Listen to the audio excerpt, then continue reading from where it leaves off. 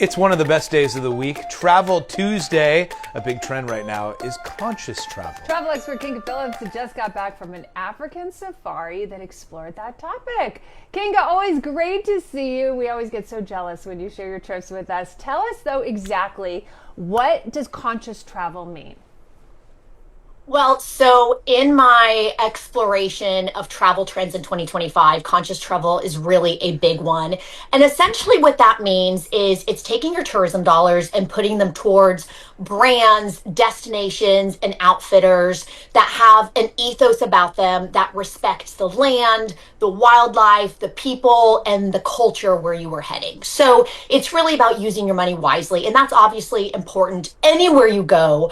But I would say in particular, in Africa, that is of extra importance. Kinga, in Kenya. Tell us about this trip you took to Kenya and why it was so special.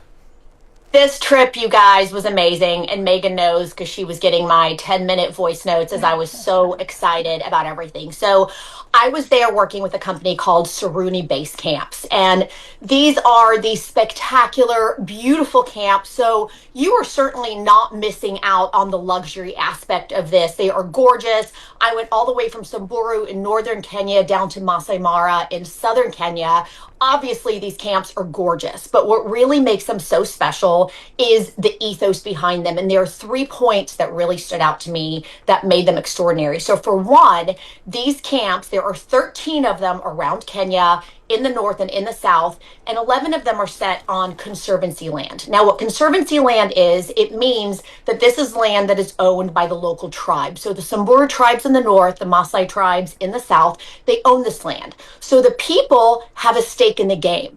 So the camps are placed on their land and then they are leased from them. So every month money goes back to the local community, the local people. It helps to fund schools, hospitals, basically just betters the community itself.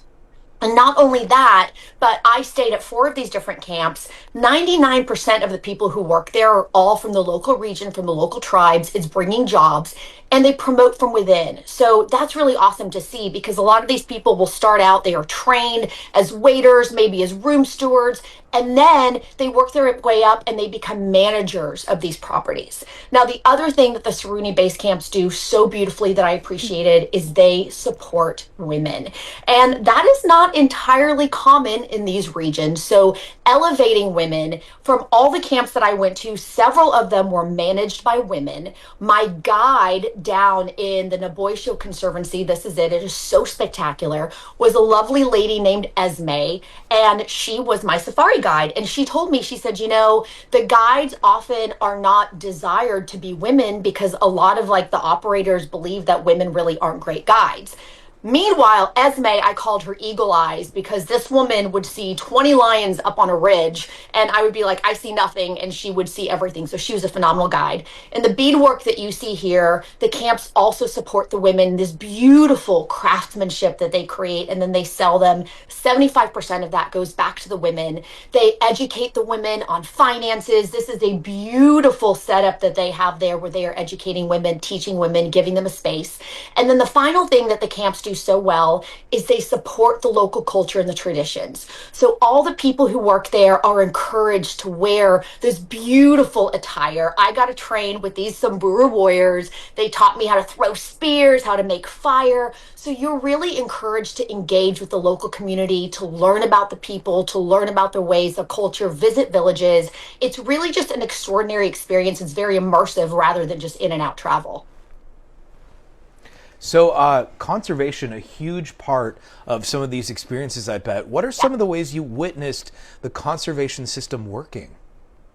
So it works beautifully there. And this system is really, it's something that I want to clone, stamp, repeat from a conservation sense. So one, I got to really talk to my guides and the people who work there, and I got to understand how this benefits their families, their local community. So that in and of itself was beautiful. As you can see, the Maasai warriors with the spears there, they are so amazing. So they are hired there to protect you. We did a walking safari. We were singing Hakuna Matata the whole time because it was so gorgeous. But But also, you really get to see how this works from a community benefit standpoint. When the people have a benefit in this, meaning that the land is leased from them, they have a reason to care.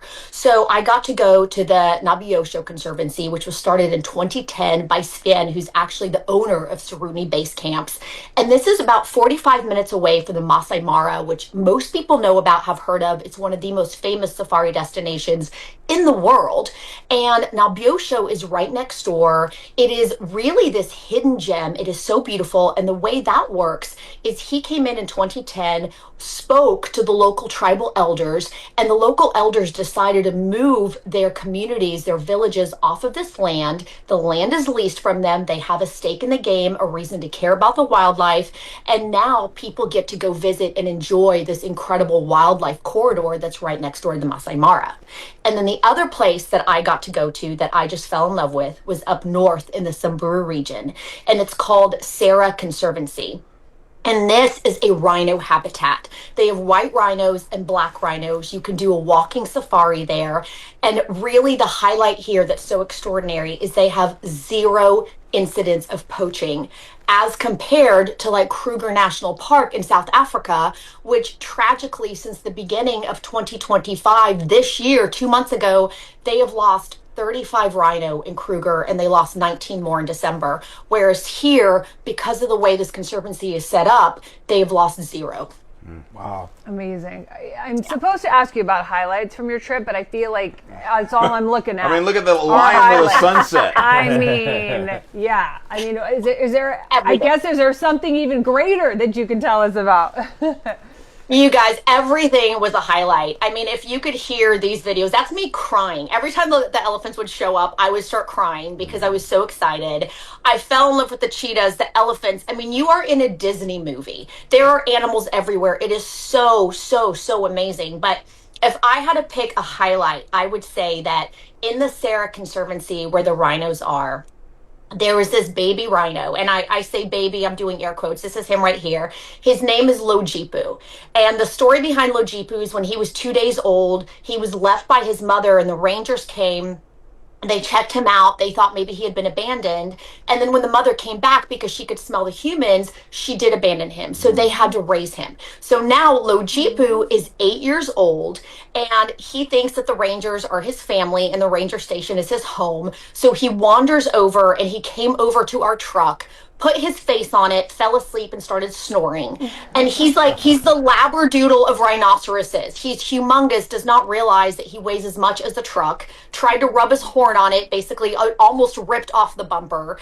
And he just wants to hang out, and he is so cute. It is my goal to make Lojipu as famous as Mu Dang, that pygmy hippopotamus, because I think he's just an ambassador for the species. He is so freaking cute. He's beautiful. He really is. Kinga, let's talk about prices. How can someone get a good deal? I mean, because this looks amazing, Yeah. but it couldn't be cheap. How could someone get a good deal on something like this?